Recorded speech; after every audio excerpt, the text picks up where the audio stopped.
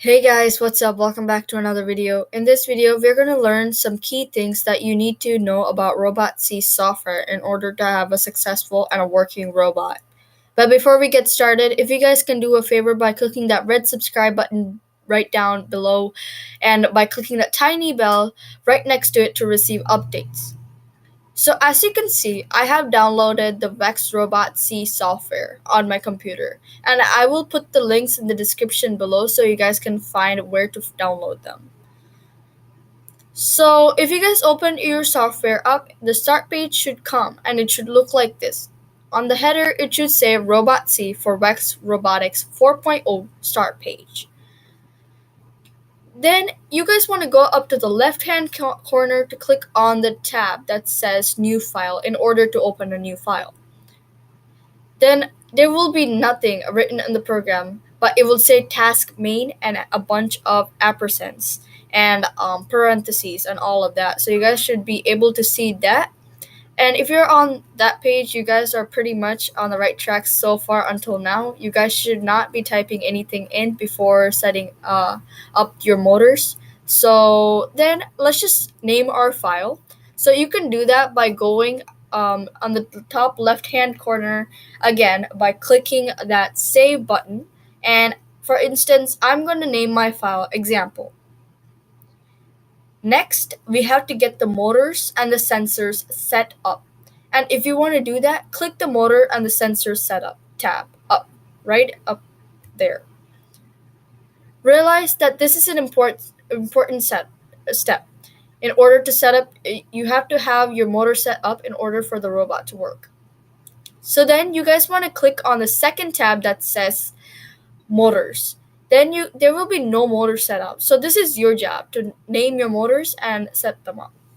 So you guys can have up to 10 motors that in your robot, and you guys can make them work by naming them and having their type of motor that you guys are going to be using. So you can see that these are the ports. So you guys will be able to see ports on your Cortex, and you have to have them placed in the right order, in which order you guys are going to be placing the motors. So for example, my port 2 is my right motor, so I'm going to type in right motor. Port 3 is my left motor. Port 4 is my arm motor. So this is an example. This is not my actual robot. You guys might need to have more than for a 3 motor setup. So this is an important step. And this is just half of the steps you need to do in order to solve, in order to have the motor set up, naming them. But then the other half of it, you guys have to have your model, the type of motor you guys are using. You can do that by, you guys can see a column that says type as shown here. And if you guys go to that, there will be drop downs that you guys can click on next to your motors, and you guys can name your motors. For example, I use Vex 269 motor, so I will be working with that motor. Realize that all of the motors are not the same, so check yours before you put your new motor type.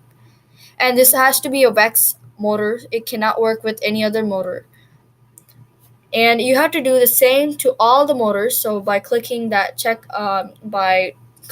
drop down and that. So you guys can reverse your motors by clicking that checkbox right next to the type column.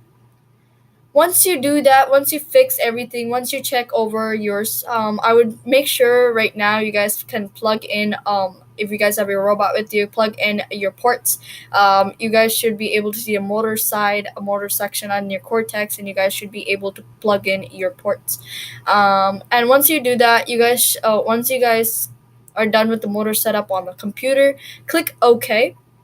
Then you guys should see lines of code appearing. It should start with hashtag pragma, and you guys should be able to see that. It should be there. And then it should say, so I'm going to read one of the lines that I see.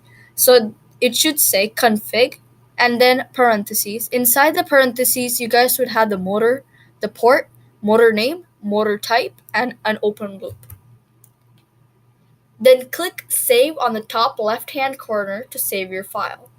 So these are some of the basics you need to know in order to make your Rex robot work. And this leads to the conclusion. If you're new to my channel, make sure to subscribe to my channel and give this video a big thumbs up. I am currently working on the Raspberry Pi videos, and while I'm doing that, I decided to make a Wex video. So yeah, thank you and have a great day.